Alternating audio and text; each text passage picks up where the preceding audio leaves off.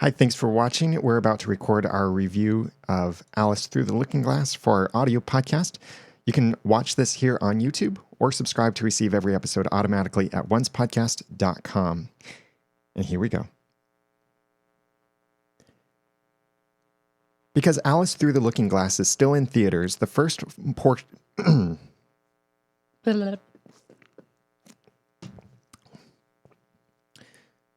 Because Alice Through the Looking Glass is still in theaters at the time of this recording, the first portion of our review will be spoiler-free.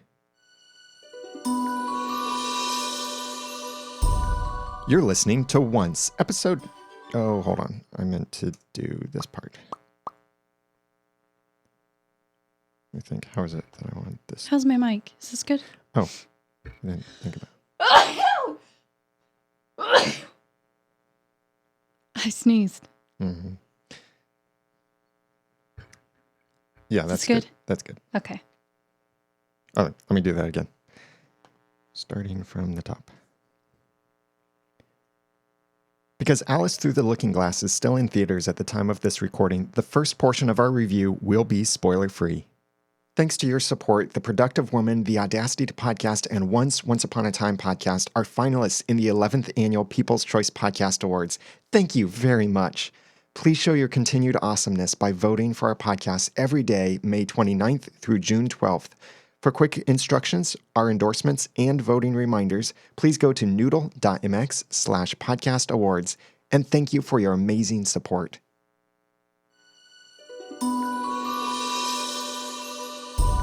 You're listening to Once, episode 253, Alice Through the Looking Glass.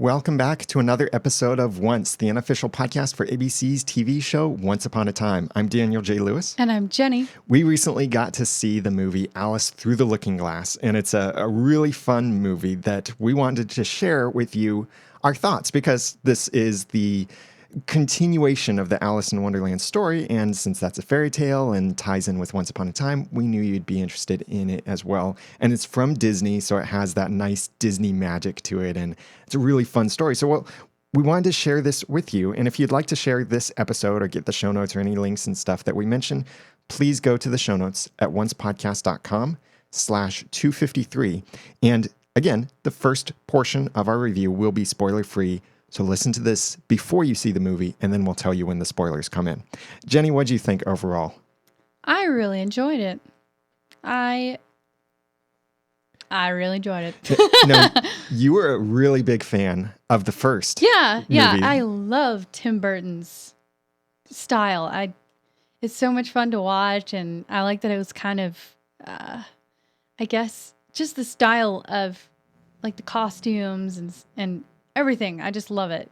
Tim Burton is great at doing fairy tale land sort of stuff because of all of the visual frills and his attention to detail in certain things and just the magical way that he has of pulling out acting from characters and telling a story in a really fun way. And Johnny Depp certainly makes it a lot of fun too. Yeah. I like the grungy type of costumes too. I love that style. Now, you were a big fan of the first Alice in Wonderland movie. I was. How do you think this movie compared to the first one, the Tim Burton Alice in Wonderland? I think the first one was really good, and you can't see the second one without it. But the second one, I think it was a little bit better. I think I liked the first one better because although the second one, Through the Looking Glass, is a lot of fun, I think the first one tied in with the original Alice in Wonderland story more, and there was something special about seeing an Alice who forgot who she was come back to Wonderland and kind of re-experience Wonderland. She thought she was dreaming, though. Yeah.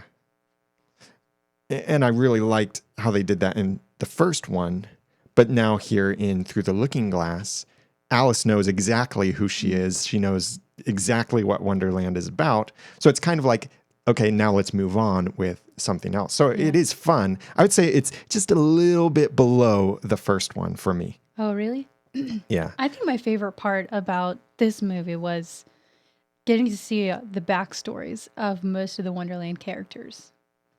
That was so much fun. Yeah, I was really confused about this when I saw the trailers. I was thinking it's a prequel or is it a sequel?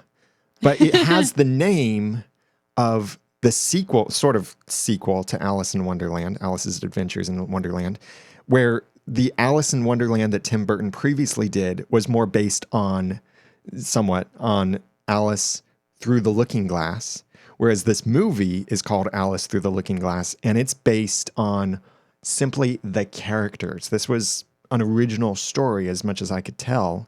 And even in the credits, it said based on characters created by Mr. Carroll. I think one of my favorite Alice moments was when she said, "You know my thoughts on that word." And that was in response to someone saying, "That's impossible." Yeah. There was a lot in this about what's possible and impossible, a recurring theme, certainly.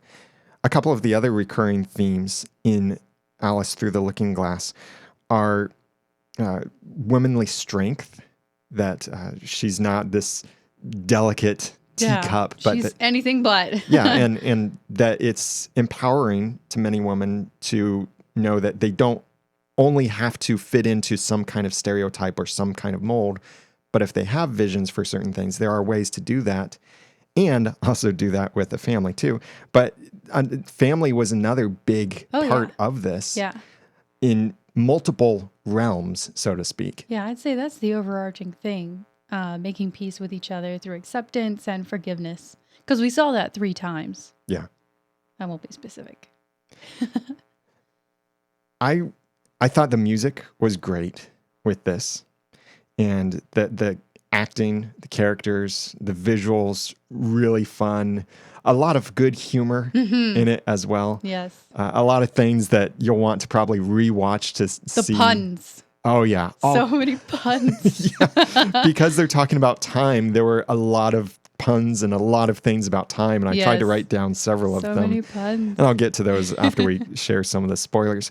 But one of the a little bit more sobering things from this is at the end of the credits, it says, "In loving memory of Alan Rickman."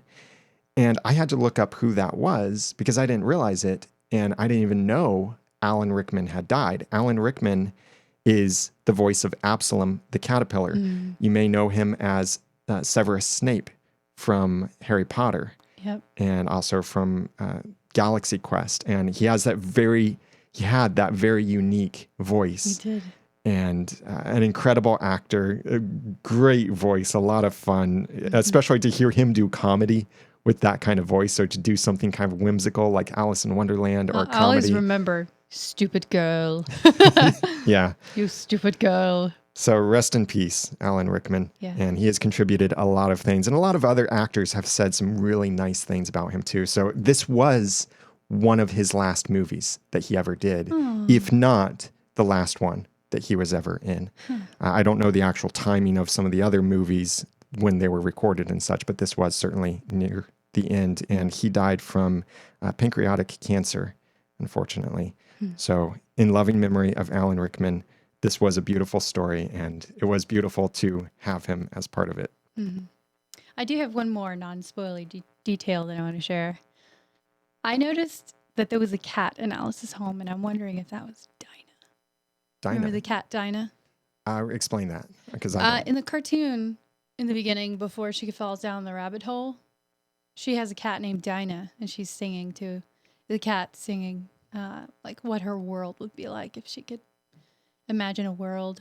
You remember the cat? Oh, I think so. Yeah. Yeah.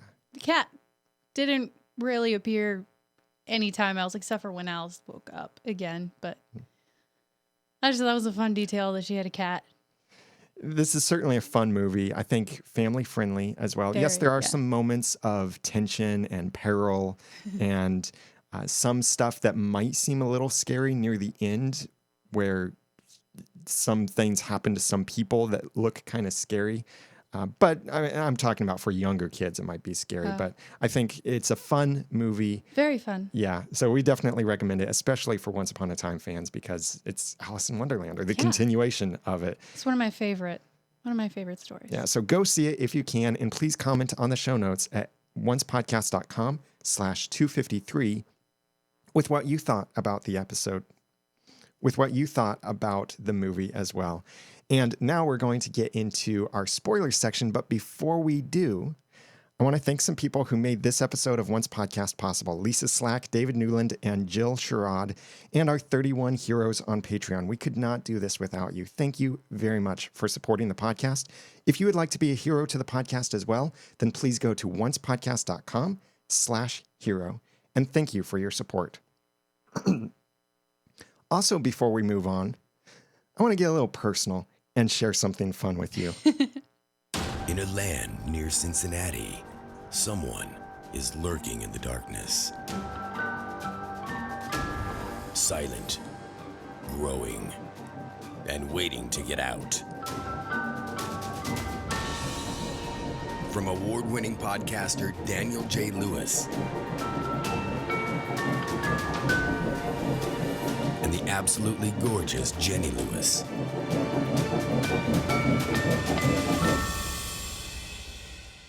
Baby.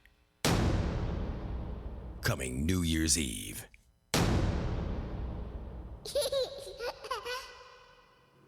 Yes, we're pregnant. We're really excited about that. Surprise!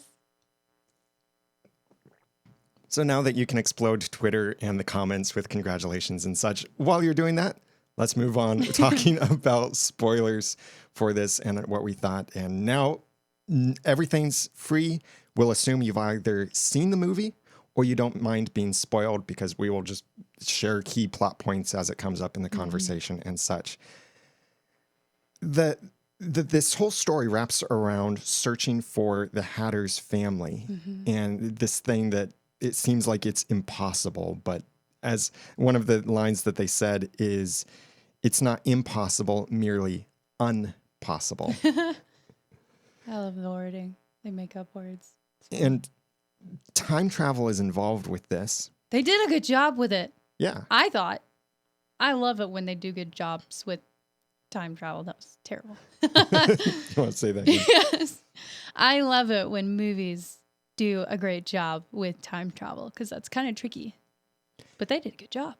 And what's cool about the way that they did it, well, time, as you could tell from the trailer, time is a person. Time is a he. And so there were all kinds of funny lines. Yeah. Time is a cruel master. Time to go. It's tea time. I have time on my side. I'm right on time. Yeah. All kinds of fun puns. Yeah. And time is a thief. You can't outrun time. Did you already say that one? There are so many. Just count how many fun puns there are. It's a lot of fun. The movie with its puns. There's a and time. moment when time has stopped at the Hatter's tea party, and they're all just they're waiting for Alice because he needs Alice. But anyway, all the time puns that are being thrown around. I mean, that scene was hilarious. Yeah, and we'll come back to that in a moment. One of the things that I thought they did really well with this time travel is how they told the story. So that's how this ended up being both a prequel and a sequel. Is it's technically a sequel to the previous Tim Burton Alice movie, but it also gives us a little bit of prequel because Alice goes back in time, so she gets to see some of these things that happened and got to see why is the Red Queen angry at the White Queen and that kind of thing. But also what I loved is seeing why is it 1 minute until tea time?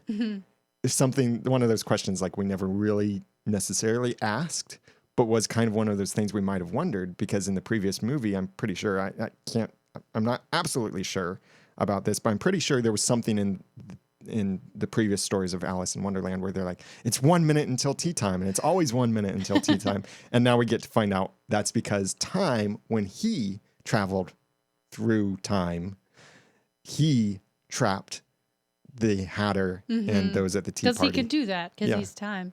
One thing that I love that he pointed out is kind of a rule of time was you can't change the past, but you certainly But you can certainly learn from it. And that ended up being very true because nobody could change the past, no Yeah. matter how hard they tried. Yeah, so there was none of this sort of thing like you might accidentally cause some rift in the Yep. time-space continuum, which actually did happen because Yes. of something else. Yeah. But yeah, it's a easy way of time travel that no matter what you do, something still happens. The Red Queen will still hit her head. Yeah. The family will still be taken, Yeah. but you get to see what And you couldn't learn. see. Yeah. Yes. I loved that the movie starts out pretty much right where it left off in the first one. Because we left off, she was on the boat, she was just starting her new career with her father's shipping company. Oh, I didn't remember that. Yeah, that was the very end when the butterfly flew past. She was Yeah. just starting her career. And this movie starts several years later. And the scene opens on board Alice's late father's ship called the Wonder. I loved that. With her as the captain. And she was a great captain. Like her men, like they were pretty compliant. So she must have proven herself to them over the years. Yeah, she was very, very out of the box thinking Yes. in that. And because of that, that's Resourceful. how she was able to discover new things, meet new people and such. And I think a lot of that is because of what happened in the first Tim Burton's Alice in Wonderland Yeah. movie and how that changed her perception and realized she doesn't have to conform to the society. Yeah, Alice definitely knew who she was in this movie. I loved that. She was such a good captain.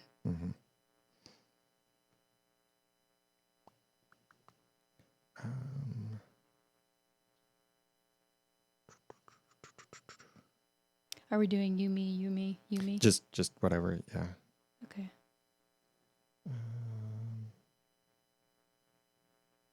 Oh. Going back to time, the person, that is, the way they cast him was really fun. And the way that they animated him was Yeah. amazing with all of the little moving gears and parts. And the way he walked, Yeah. was kind of mechanical. Yeah. And getting to see a relationship between, no, never mind. I don't have anything of value to say there. He had a me-shaped door. I thought it was hilarious. Yeah. And he was kind of ditzy. Like he ran into his door, his me-shaped door. He could run into a me-shaped door. He did. And he was kind of ditzy. It's certainly corny to have time be a person, but they ran with that and made it Yeah. even more fun Yeah, it by was- making him part of the comic relief among many of the other characters as well. Yeah. I love when he got impatient with Alice and he sped time up to make her talk faster. It was great. I like the tender moments between Alice and her mother and seeing them mutually respect each other. And in the end, when Alice comes back from Wonderland and she's like, no, we're going to keep the house because the house is for us, our family. I'm willing to sacrifice my dreams for our family to be together. Yeah. And then the mother just turns right around and she's like, well, no, I'm willing to sacrifice and let go of the past so that we can go on new adventures or so Yeah. that you can live your dream. Yeah. Yep. That was a process. Like at the beginning of the movie, the mother was really unsure about her daughter and her daughter's goals and ambitions. But by the end, she was like, my daughter can do whatever she wants. And I'm going to join her. I love how they incorporated Hamish into this movie. And how they made him kind of like Alice's rival. I thought that was really neat. And was he a character from a previous movie or story? Yes. Yeah, he was the one who proposed to Alice. That's right. Yeah, they mentioned that in this. It's been so long since I saw the original Alice movie that I didn't recognize him. Yeah, he looks different. He's got a paunch. Yeah. And he had some more facial hair. He still looks just as clumsy and sounds just as clumsy and moves just as clumsy. But still the same Hamish. I liked it. I liked his role a lot. He was good. Very fitting that he would become her rival.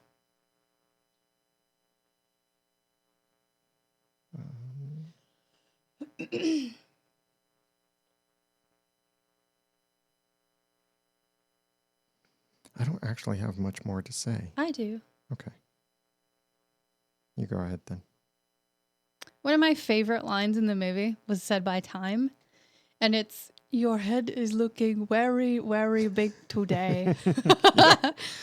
That was the best. It was, you never think you'd want to know, how did the Red Queen's head get so big? But you get to see that. I loved seeing those backstories. Yeah. I loved seeing how the Red Queen, like how it started, how she kind of fell out with her sister, and how she just came to hate her sister, and how she got her big head. And because her big head kind of resulted from hate, I expected a little bit near the end of the movie, I thought that there would be something where when they've reconciled that her head would shrink back down No. because then she was feeling love, and love, conquers everything. Love is the most powerful magic of all. Did you think the White Queen would kiss her head and it would just shrink again?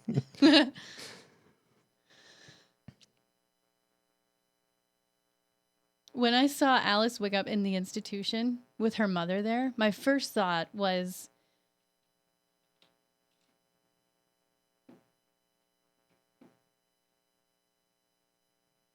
they disturbed.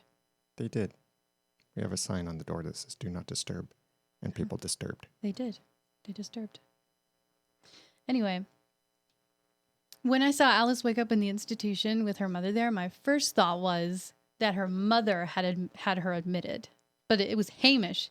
And it was because her mom said, they said they found you crawling under furniture and shouting something about the atmosphere. And when she said that, I was thinking, oh no, are we going to figure out that Alice is actually crazy? Like, is this what it looks like to normal people? Is there no Wonderland? Oh, yeah. I thought that for a second, but no. Because they cut so quickly from she walked through a mirror and then poof, Yeah. she's in the insane waking asylum. up in yeah. And there was a little bit with that insane asylum that was creepy. very reminiscent of Once Upon a Time in Wonderland. Yes. And in fact, some of the trailers made it seem like it was a lot more connected than it was. But no, here they talked about she was suffering from what they say, female hysteria, something like that, and that they were going to give her a treatment that would make her better. Super scary. Yeah, big needle. Yeah. I thought it was really funny that the Queen sisters' enmity started over a jam tart. Yeah. The biggest arguments usually do start over the smallest things. And how that ties in with the original Alice's Adventures in Wonderland story too, with the tarts, and someone stole the Queen's tarts, someone stole the tart, and someone has eaten all my tarts. Yeah. What'd you think of some of the other side characters? Oh, I loved meeting the Hatter's family. I loved that. I loved that his dad was so serious. I really liked that. They did a good job. It was fun. And young Tweedles. Yeah. Young Hatter. Young Bayard. Yeah. And the young March Hare and the young Teapot Mouse. What's her name? I keep forgetting her name. I can't remember. Yeah, I don't know it either. Oh, did you notice that Stain made a brief appearance in the movie? No. The Knave of Hearts?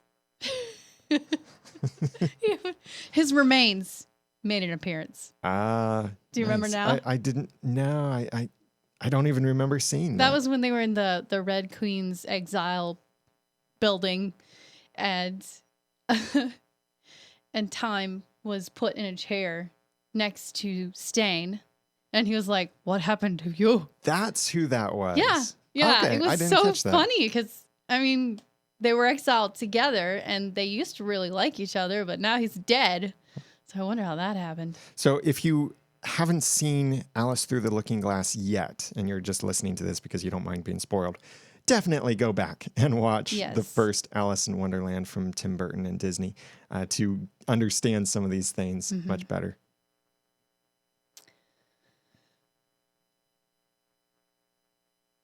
One of my favorite quotes from Time was something that he said at the very end. He said, "They say that time is a friend to no one. I shall never forget you, Alice. Don't come back." I think the audience, everybody laughed at that part because don't come back after such a compliment, after saying something so nice. It's like, don't come back. Well, after all, here Alice, who was about to destroy Yeah. everything with ripping a hole in the space-time continuum. Yeah. She kind of started the whole mess. Yeah. And it made me kind of wonder, well, is this time the time for all realms? Although here in Alice in Wonderland, they made it seem like there's simply Wonderland and there's our world. Yeah. It's not like there are multiple magical realms. I got the impression that time only, like he only controls and manipulates and manages the Wonderland time. Yeah, that's probably true, because when the rust or whatever was catching everything, we did get to see the mirror, the looking glass from our world. That's true. And the glass was all rusted over, but nothing around it. So it didn't extend into our world. It was only inside of Wonderland. Anything else? Just that I thought it was really funny that the mirror to Wonderland was in Hamish's house. Like, she kept having to go back to Hamish's house to go back to Wonderland. I just thought that was funny. And they had no idea. They just thought she was crazy, crawling under all the furniture and yelling about the atmosphere. Chronosphere. Well, if you had a chance to see the movie, what did you think of it? We'd love your thoughts as well. Please go to oncepodcast.com/253 to comment on the show notes for this episode, or share this episode out with your friends as well if they're interested in, should they see this movie, or should a oncer see this movie? Well, we definitely think you should. So go to the show notes at oncepodcast.com/253 to share that out.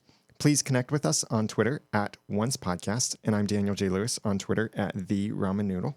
And I'm Jenny, and you can follow me at twitter.com/JennySnook.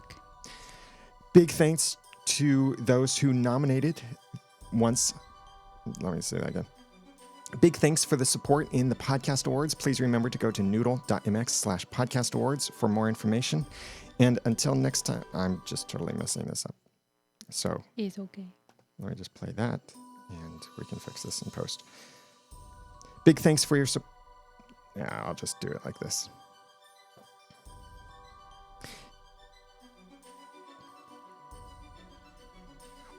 We'll be back with... what will we be back with?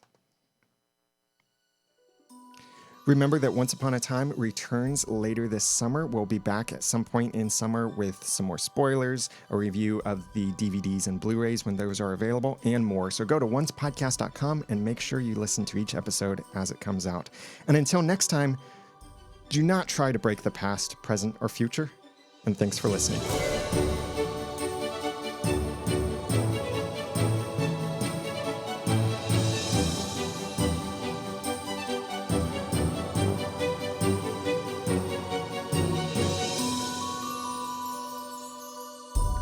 Once Podcast is a proud member of Noodle.mx Network. Find more of our award-winning and award-nominated podcasts to make you think, laugh, and succeed at Noodle.mx.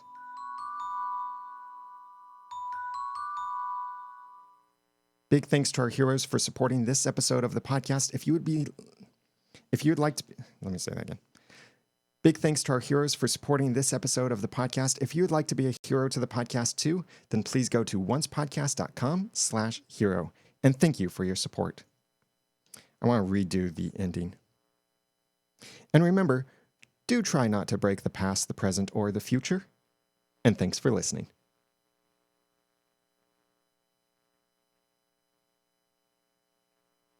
All right, that's it. Yay. Thanks for watching us. We'll be back. I don't know when, but we'll be back at some point. Subscribe at oncepodcast.com.